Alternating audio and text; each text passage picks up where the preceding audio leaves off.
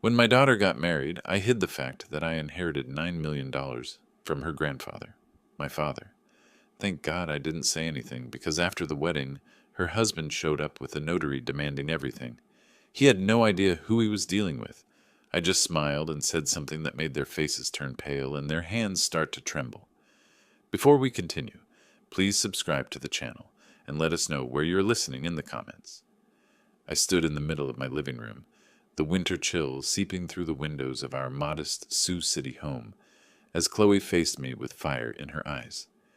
It was January 2024, and the argument had erupted like a storm I hadn't seen coming. She clutched a mock wedding invitation in her hand, the glossy paper crumpling under her grip. "Dad, I'm marrying Eric, whether you like it or not," she shouted, her voice cracking with defiance. I paced the worn carpet, my fists clenched at my sides. How had we gotten here? Just weeks ago, at that awkward family dinner, Eric had belittled my old engineering job, calling it quaint with a smirk that made my blood boil. I'd kept quiet then, for her sake. But now? "Chloe, he's arrogant, self-centered. I've seen how he treats people.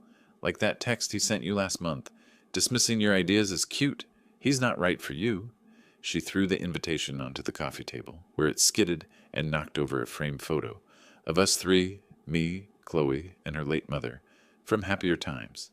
The glass cracked on impact, a sharp sound that mirrored the fracture in my heart.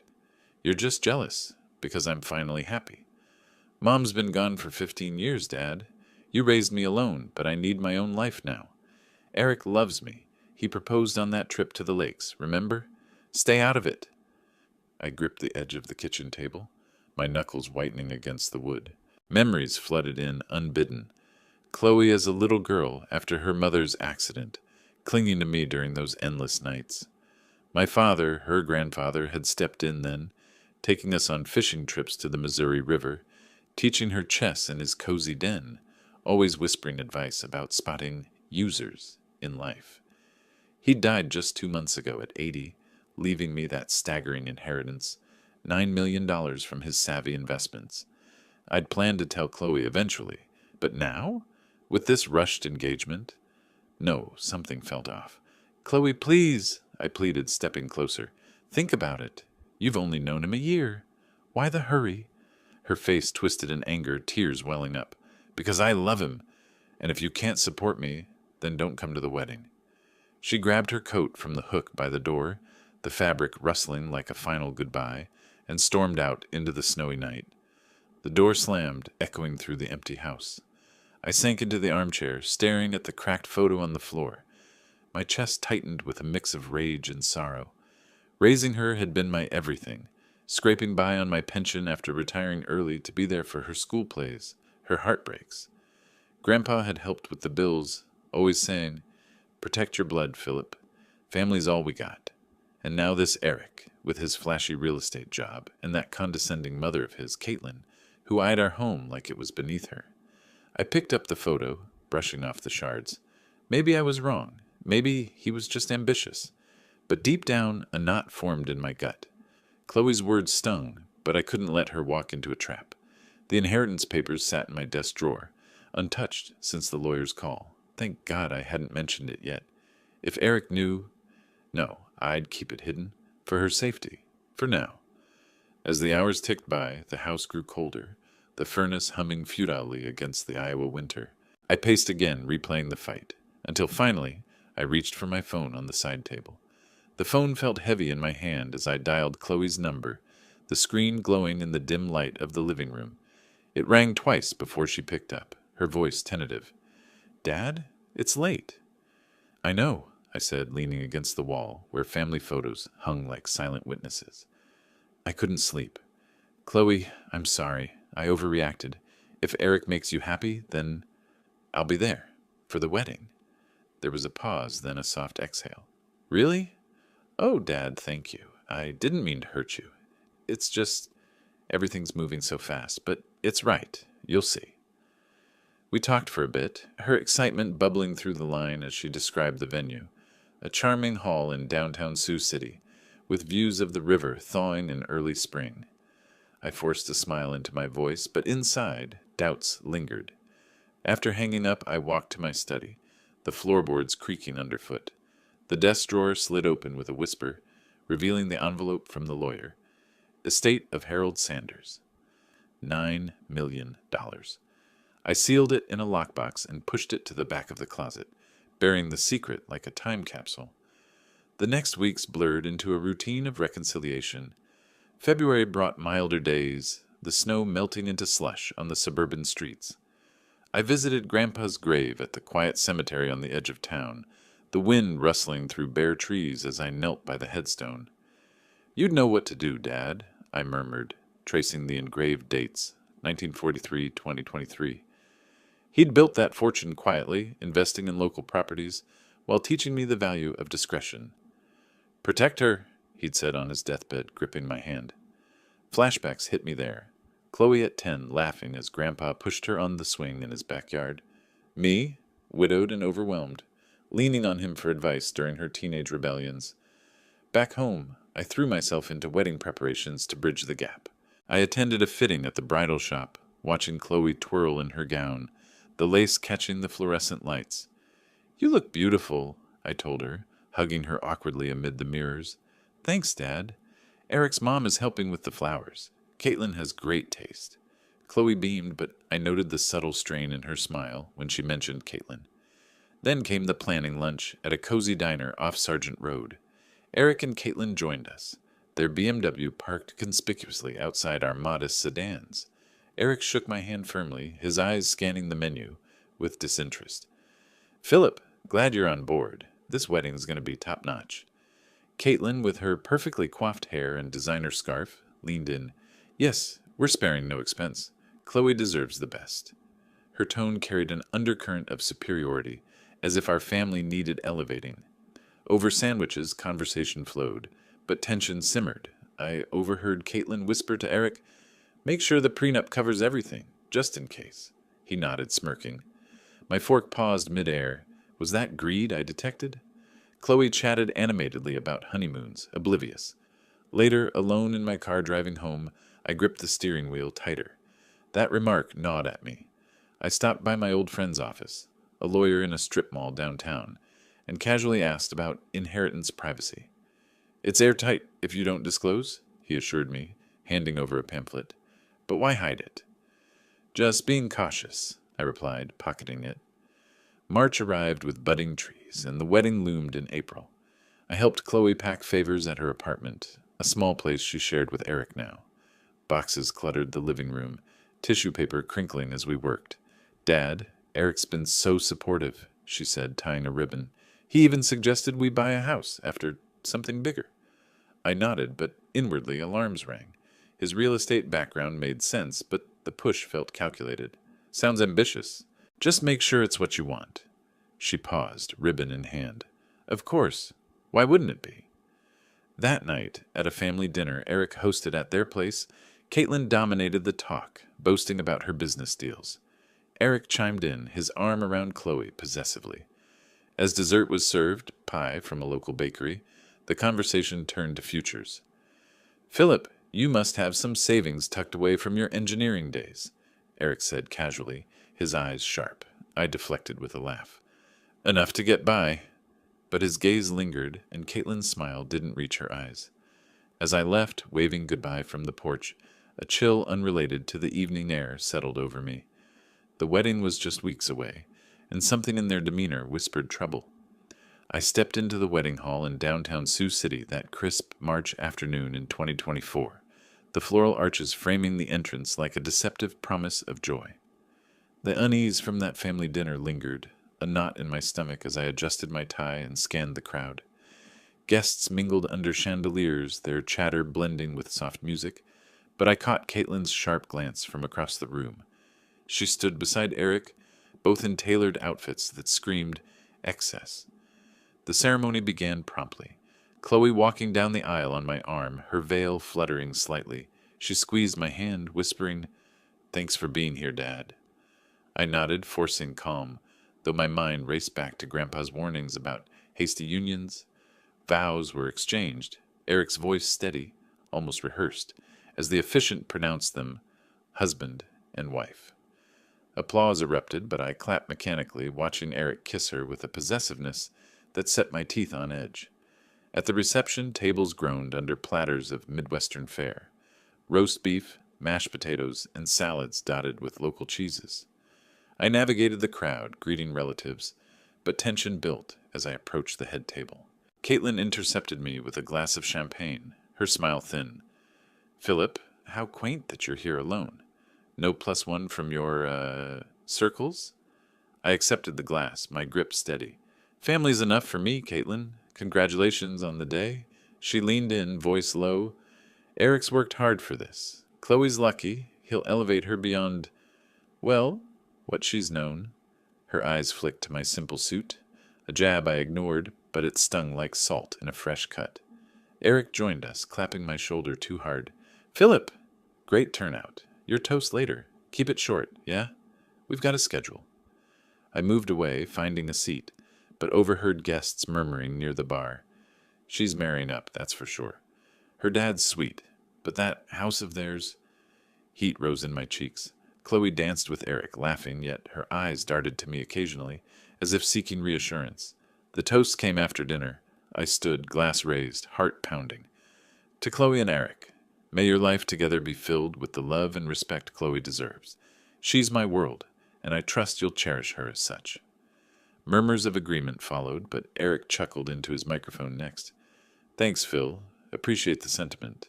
And hey, with my deals closing soon, we'll have plenty to cherish. Houses, trips, the works. No more scraping by." Laughter rippled, but it felt pointed, like a veiled insult to my modest life. Caitlin added from her seat, "Indeed. Progress is everything." Chloe shot me an apologetic look, but didn't intervene. I sat down, fists under the table, vowing silently to stay vigilant. This wasn't just arrogance, it reeked of calculation. As the night wore on, we cut the cake, a towering confection with intricate icing that contrasted the bitterness rising in me. I danced with Chloe briefly, her head on my shoulder. "Dad, ignore them. They're just excited." "Excited about what, exactly?" I asked softly, spinning her gently. She hesitated, then smiled. "Our future, it's bright." But as the band played on, I caught Eric whispering to Caitlin, their heads close, gesturing animatedly. What were they plotting? The twist hit during the garter toss. Eric flung it with flair, landing near a group of his colleagues, who whooped. One joked loudly, "Bet on the inheritance next." Eric laughed it off, but his eyes met mine for a split second, sharp and knowing. Did he suspect something about Grandpa's estate? My pulse quickened. Thank God I'd hidden it. The evening wound down with farewells. Chloe hugged me tight outside, the spring air carrying a hint of rain. "Love you, Dad. Honeymoon in the works. Talk soon." I watched their car pull away, taillights fading into the night, that knot of worry tightening. What lay ahead for her in that new life? A week later, my phone rang shrilly in the quiet of my living room, jolting me from a book. It was late March, and the days had dragged with uneasy texts from Chloe, short updates about settling in, nothing deep. Her name flashed on the screen, and I answered quickly. "Chloe? Everything okay?" Her voice broke, sobs punctuating words. "Dad, please come get me. I can't stay here. It's all wrong." My heart slammed. What happened? Where's Eric? "Just come. I'm outside with my things. Hurry." She hung up, leaving me staring at the phone, mind racing. I grabbed my keys from the hook, coat half on, and dashed to the car. The engine roared to life as I peeled out of the driveway, familiar Sioux City streets blurring under street lights. Rain started pattering on the windshield, mirroring the storm inside me. What had he done? Flashbacks to the wedding joy, her radiant smile, clashed with this nightmare. I'd checked in daily via messages, sensing her replies growing terse, but she'd brushed off my concerns.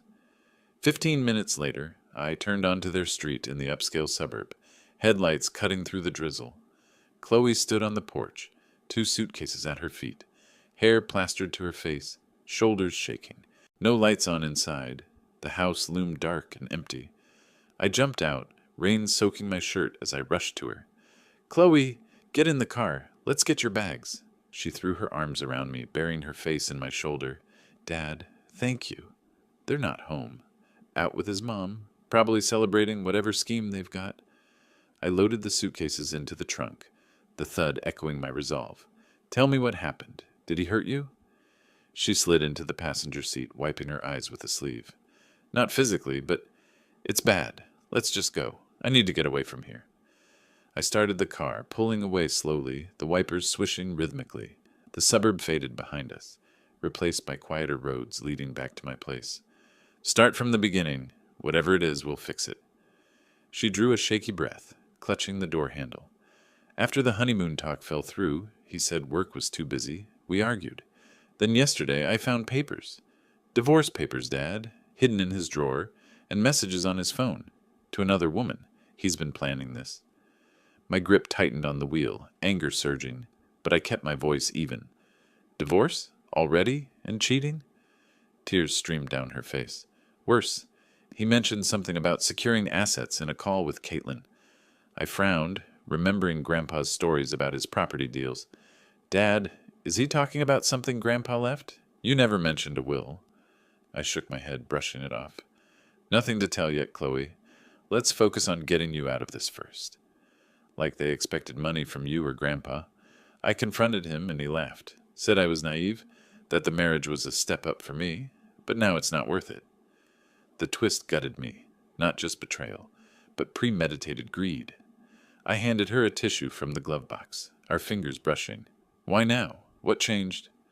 She dabbed her eyes, voice trembling. I don't know everything yet, but he kept asking about your finances, probing. When I said you had nothing big, he got distant. Dad, I ignored your warnings. I'm so sorry. We turned onto my street, the house lights welcoming in the rain, but she paused, staring out the window.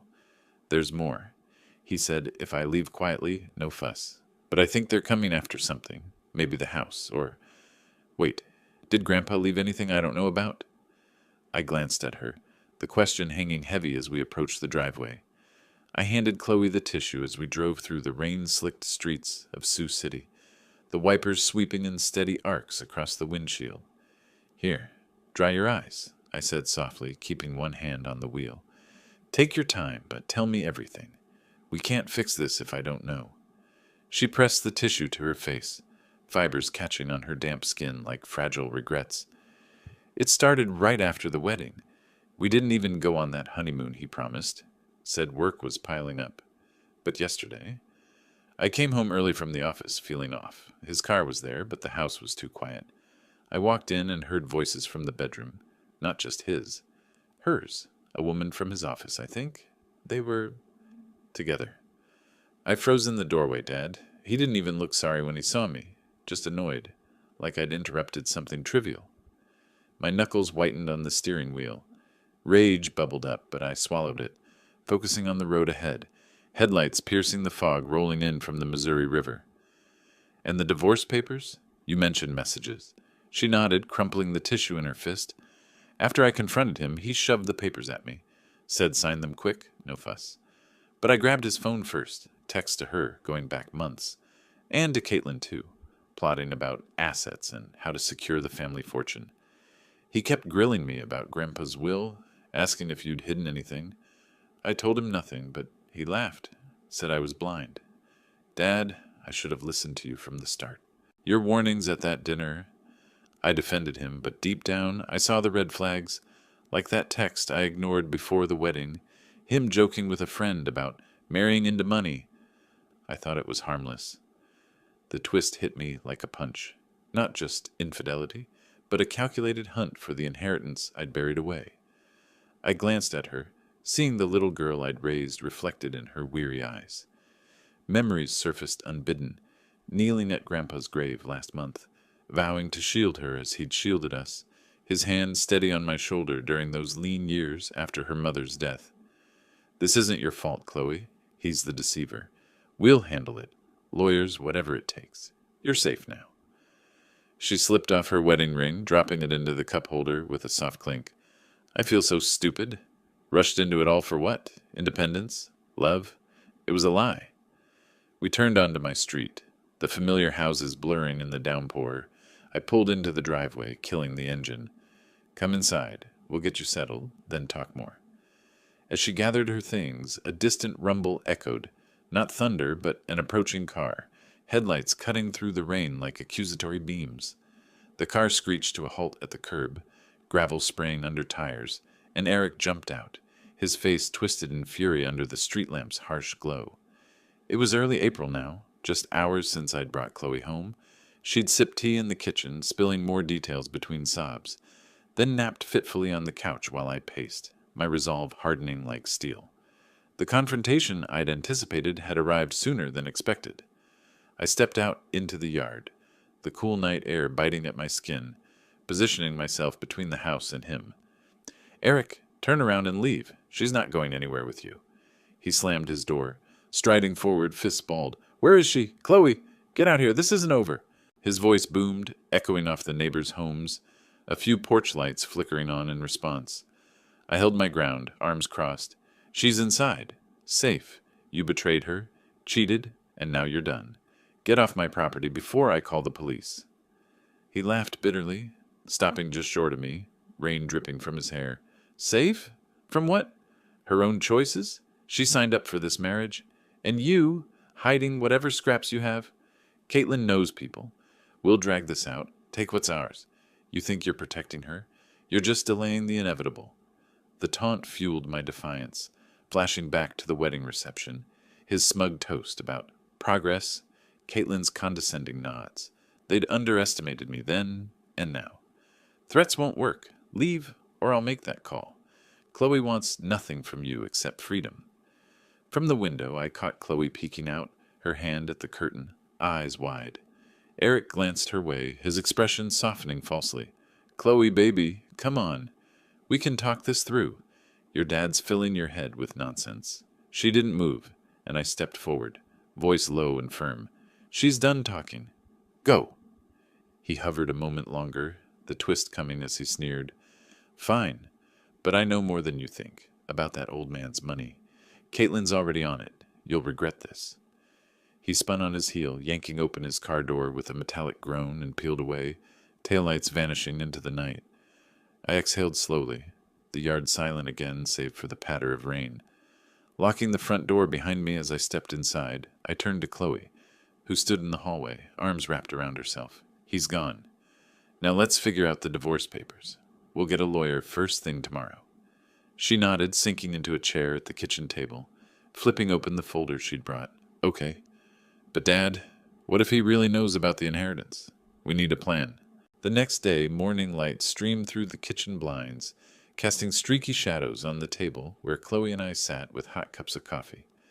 After Eric's tumultuous departure, the air in our house still hummed with unresolved tension. Chloe absent-mindedly stirred her coffee, her eyes red from a restless night. "We can't wait, Dad.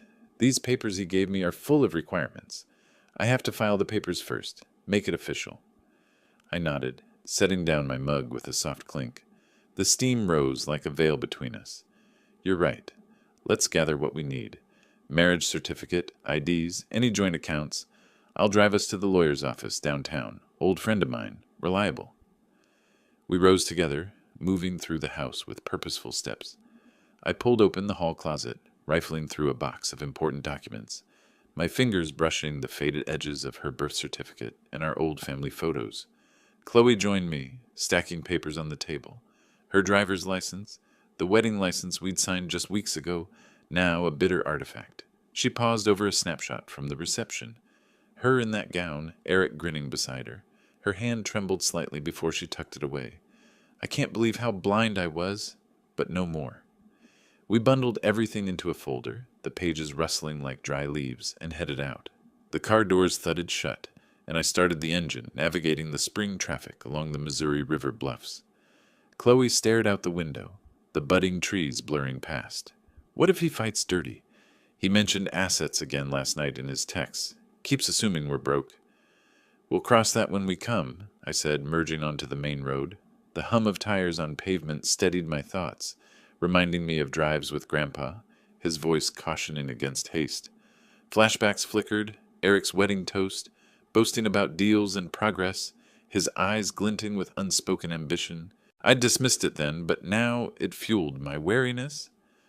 We arrived at the lawyer's office in a modest downtown building, the parking lot half full with sedans like ours. Inside, the waiting area smelled of fresh coffee and old files. The receptionist waved us back to Jim's cluttered desk, piled with folders and a half-eaten donut. Jim, a balding man in his 60s with wire-rimmed glasses, stood to shake hands. "Philip, Chloe. Tough spot, but we'll sort it. Sit." We settled into worn chairs, spreading the documents across his desk. Jim flipped through them, pen tapping rhythmically. "Grounds for divorce. Infidelity, from what you described. We've got texts as evidence? Good. We'll file for dissolution today. Aim for uncontested, but prepare for pushback." Chloe leaned forward, voice firm. "He cheated. Lied about everything. I want out clean. No alimony games." Jim nodded, pulling forms from a drawer. "Smart. Sign here, initial there. We'll petition the court. Hearing in a few weeks." As we worked, my phone buzzed on the desk, vibrating insistently. Eric's name flashed. I glanced at Chloe, who tensed, shoulders hunching. "Answer it. Let's hear what he says." I hit accept, putting it on speaker. "What do you want, Eric?" His voice crackled through, edged with venom. "You think you're clever? Filing already? Caitlin heard from a mutual friend. Chloe's at a lawyer's. Listen, old man, drop this. Sign the papers I gave her, or I'll bury you in court. We know you're hiding something. Debts, maybe. We'll expose it all." Chloe's eyes flashed. "Expose what? Your affair? Go ahead, Eric. I'm done with your threats." He laughed, short and harsh. "Big words. But when the judge sees how unstable she is, rushing out like that, we'll claim abandonment. And assets? We'll take the house, the car, whatever scraps you have. Caitlin's got connections." Jim motioned for calm, mouthing, "Record this." I kept steady. "Threats won't change facts. Stay away from us." I hung up, the line cutting with a beep. The room fell silent, save for the tick of a wall clock. Jim cleared his throat. "That helps our case. Harassment. I'll note it." We finished signing, the pen scratching finality onto paper. Chloe exhaled, a weight lifting slightly. "Feels like a start." Back in the car, driving home through lighter traffic, I replayed his words. Hiding something. He was fishing, but close. Thank God for the lockbox in my closet, the inheritance untouched. As we pulled into the driveway, my phone dinged again. A message from Eric. "Sue if you want. We'll win. You have no idea what's coming." I stared at the screen, the words glowing like a challenge, my mind already turning to deeper protections. A few days later, the phone rang again while I paced the living room, the afternoon sun slanting through the windows onto the worn rug. We'd spent the week in uneasy limbo, Chloe back at her job, me researching divorce basics online late into the nights, the screen's blue glow etching lines of determination on my face. Eric's voice burst through when I answered, smug and amplified. "Philip, you should have listened. I've got the best lawyers money can buy. Top firm in Omaha. They'll rip through your little filing. Chloe thinks she can walk away? We'll claim everything, assuming your Poverty Act is just that, an act." I gripped the phone tighter, standing by the window where curtains fluttered in a breeze. "Boast all you want, Eric. The truth's on our side." He chuckled, low and mocking. "Truth? Like how Chloe's the one who bolted? Caitlin's already chatting with friends. Words out she had cold feet, maybe even strayed first. People talk in this town." The line went dead, leaving a hollow echo. I set the phone down, heart thudding. Rumors, clever poison. That evening, a hesitant knock sounded at the door during dinner. Chloe paused, fork midair. "Who now?" It was Mrs. Ellis from next door, her gray hair pinned back, holding a casserole dish like a peace offering. "Philip, dear, I heard—" "Well, whispers at the bridge club. Caitlin's saying Chloe left Eric over nothing, that she's unstable. Even hinted at an affair on her side. I don't believe it, but thought you should know." Chloe joined me at the door, face paling. "That's a lie. She's twisting it to make me look bad." Mrs. Ellis nodded sympathetically. "I figured. But it's spreading. Saw it on the neighborhood Facebook group, too." She handed over the dish, the ceramic warm against my palms, and shuffled away. We closed the door, the lock clicking into place. Chloe paced now, arms crossed. "They're fighting dirty. At work today, a coworker asked if I was okay. Said she'd heard from a friend of Caitlin's about troubles. We need to hit back." I nodded, moving to my study where the computer hummed to life. "Agreed. Time to use what I've got." Fingers flying over the keys, I searched for private investigators in Sioux City. discreet ones, specializing in marital disputes. A name popped up, a former cop with good reviews. Flashbacks hit, bearing the inheritance papers months ago, Grandpa's voice echoing, "Discretion saves lives." Hiding it had been wise. Now I'd dip into a small portion anonymously. Chloe peered over my shoulder. A detective? To dig on Eric? Yes. Evidence of his affair, any financial schemes.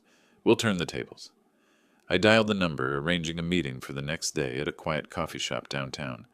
As we talked, an anonymous text buzzed in. "She's the cheater. Watch your back." Likely from one of their circle. The twist came that night. Chloe overheard a voicemail from a blocked number. Caitlin's voice seeping through. "Tell Philip we'll expose the family's secrets if they don't back off. I know there's more to that old man's will." She played it for me, her hand steady despite the shake in her voice.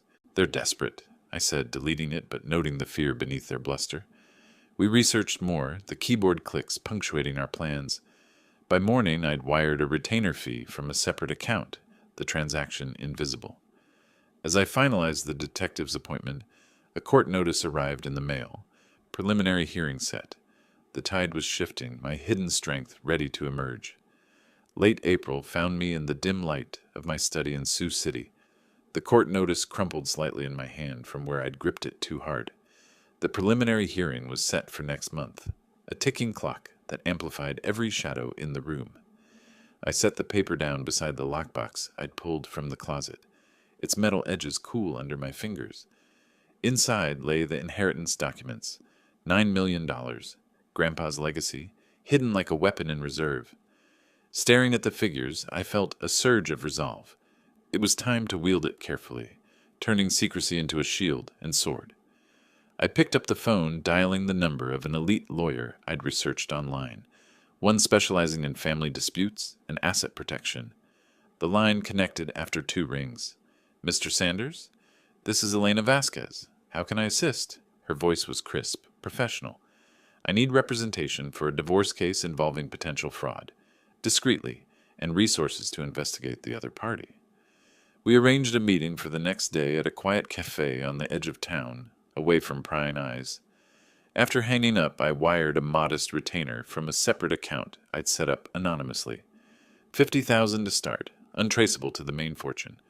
The transaction confirmed with a soft beep on my computer, and I leaned back, mind drifting to November 2023. Grandpa on his deathbed, his hand frail in mine. "Philip, the money's for protection, not show. Use it wisely, against those who'd steal our peace." His eyes had burned with that final wisdom, the room heavy with the scent of hospital antiseptic. I'd nodded, sealing the vow.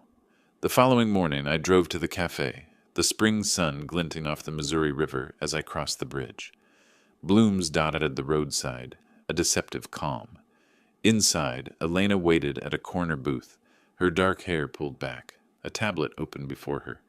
We shook hands and I slid the folder of initial filings across. Eric's pushing for assets he assumes don't exist. But there's more. Rumors. Threats. I want a detective to dig deeper. She scanned the pages, nodding slowly. "Smart. I know a good one. Former FBI, specializes in financial trails. Will uncover any improprieties."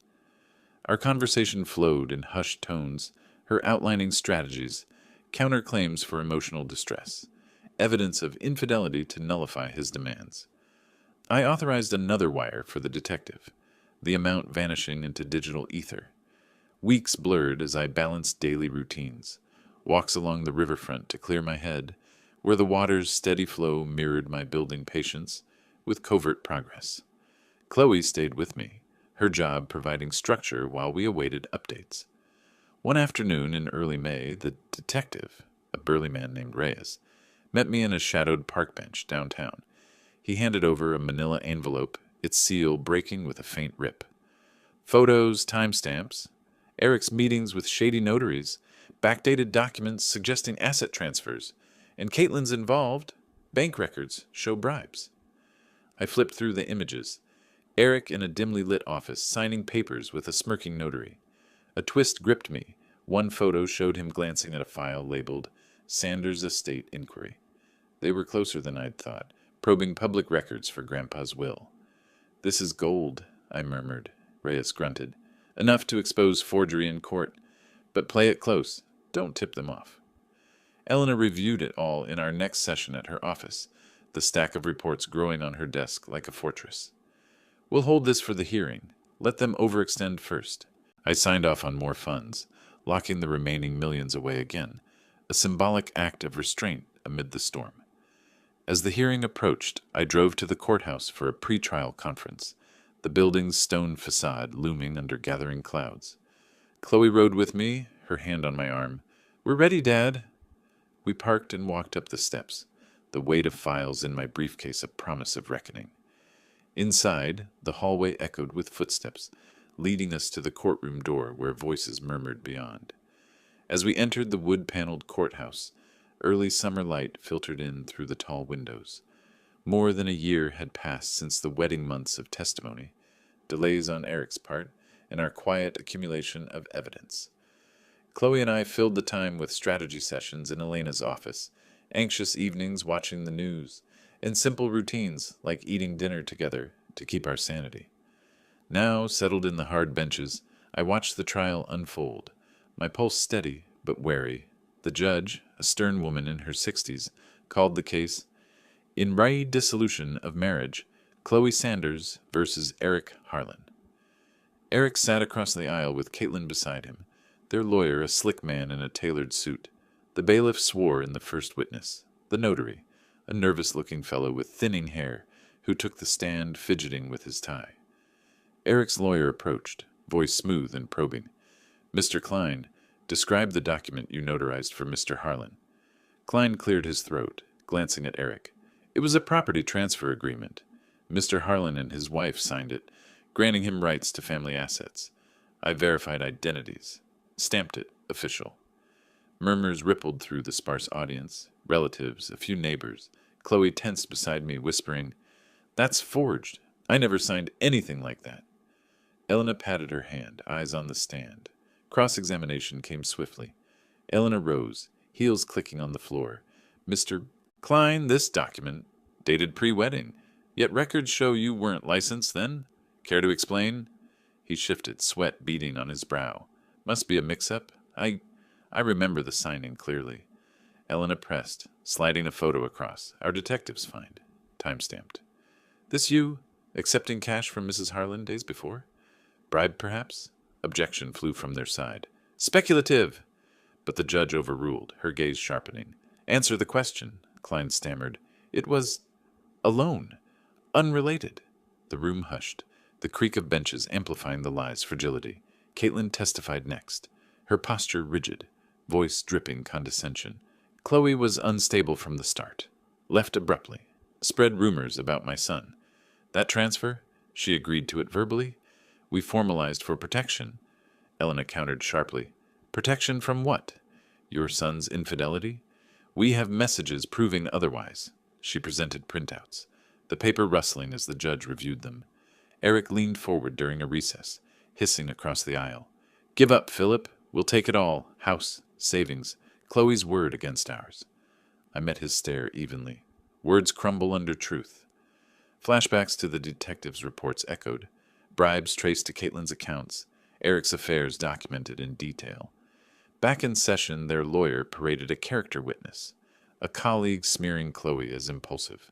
She bolted without reason, probably hiding her own secrets.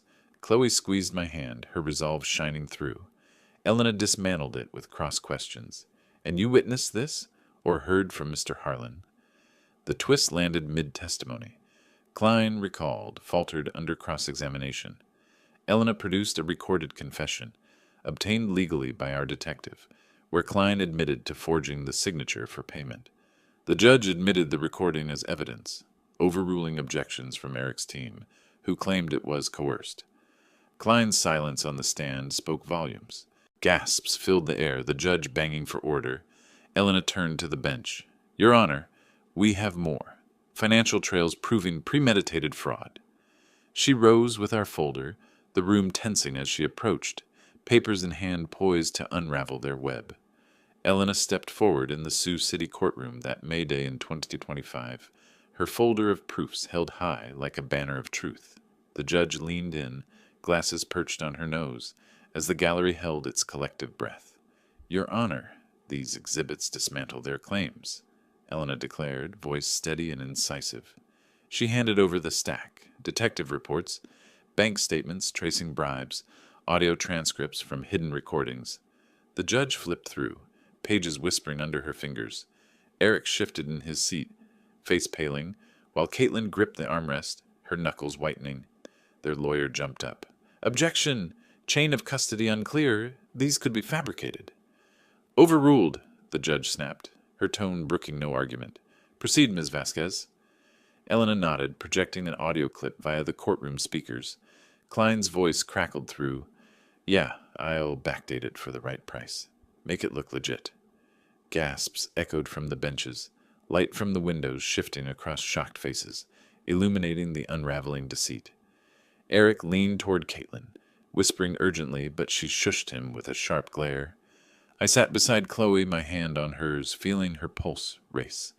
Flashbacks surged, the detective's late-night call weeks ago, detailing that very recording from a planted device in their meeting spot. Got him on tape, he'd said gruffly. Now it paid off. The judge paused, tapping her pen rhythmically. This evidence suggests perjury and fraud. The property transfer is invalid, stricken from record. She turned to Klein on the stand. You contradicted yourself earlier. Explain. He mumbled, eyes darting. It was a mistake. They pressured me. Protests erupted from Eric's side, his lawyer slamming a fist lightly on the table. This is entrapment. We demand a mistrial. Denied, the judge retorted, her gavel thudding once for emphasis. Furthermore, I'm referring this to the district attorney for charges of forgery and bribery against Mr. Harlan, Mrs. Harlan, and Mr. Klein. Caitlin stood abruptly, voice rising in a controlled hiss. You can't do this. We had reasons. Protection from their instability. Elena countered swiftly. Reasons like greed? Your financial trails show premeditation, probing for assets you assumed existed. She laid out more proofs, emails plotting the notary scheme, dated before the wedding. The twist unfolded as the audio played a second clip, Caitlin's voice. Once we secure the inheritance through marriage, we'll flip it. The room tensed further, murmurs swelling. Eric slumped, burying his face in his hands. No, that's taken out of context, he muttered weakly. The judge reviewed silently for a moment, the clock ticking audibly in the hush. Divorce granted to petitioner, no asset division to respondent. Court costs on Mr. Harlan. Bailiff, escort Mr. Klein for questioning. The notary rose shakily, cuffs clicking as security approached. As the session adjourned, I exchanged a glance with Chloe, her eyes shining with vindication, mine with quiet triumph. We gathered our things, stepping into the hallway where echoes of the gavel faded, her hand squeezing my arm in wordless thanks. We walked down the courthouse steps into the late May sunshine of Sioux City, the warmth seeping through our clothes like a balm after the chill of confrontation. Chloe paused at the bottom, turning to me with a deep breath. Dad, I don't know how we afforded Elena and that detective. You must have scraped every penny. Let me pay you back somehow. I smiled faintly, guiding her toward the car parked across the street. No need. There's more to tell. We slid into the seats, the engine humming to life as I pulled onto the road. Familiar streets rolling by, blooming trees lining the way home, a contrast to the storm we'd weathered. The drive passed in thoughtful silence, her gaze out the window, mine on the horizon. At home, we settled in the living room, the fading light casting golden hues through the curtains. I rose, moving to the study desk where the lockbox waited. Chloe, sit. It's time you knew. She perched on the couch edge, brows furrowed. Knew what? You've already done so much. Raising me alone, fighting this. I unlocked the box with a soft click, pulling out the envelope marked Estate of Harold Sanders. Grandpa left us secure. $9 million from his investments. He passed in late 2023, remember? I hid it after the will reading, sensing trouble with Eric. Her eyes widened, hands flying to her mouth. $9 million? Dad? Why keep it secret? We struggled. Bills. The house. I sat beside her, spreading the papers on the coffee table, their crinkles filling the quiet room. For protection, Grandpa warned me on his deathbed. Users will come sniffing. That hospital room, his voice weak but firm, echoing his fishing trips with us, teaching caution. When Eric probed at dinners, smirking about futures, I knew. Hiding it saved us from their grasp. She traced the figures, tears welling. All this time, you let them think we were broke, endured their jabs. For me. Always for you, I said softly, pulling her into a hug, her shoulders relaxing against mine. Flashbacks wove in, Grandpa's cozy den, chess pieces clacking as he shared stories of savvy deals, his eyes twinkling. He built it quietly, for family. Now it's ours to heal, to build. The twist came as she flipped a page, finding a note in Grandpa's handwriting. Philip, tell Chloe, when safe, legacy of strength, not just money. She laughed through tears. He knew. Those stories he told me as a kid, about spotting fakes. It ties together. We talked into the evening, sharing memories over tea, steam curling like released burdens. What now? She asked, voice hopeful. With this, we can start fresh. Maybe a trip, like those lakes he loved. I nodded, gathering old albums from the shelf, photos spilling out, us three in happier times. As we leafed through, the future unfolded before us, bound by enduring ties and hard-won peace. If you like this story, please like this video, subscribe to the channel, and share your impressions of this story in the comments. To listen to the next story, click on the box on the left. Thank you for watching.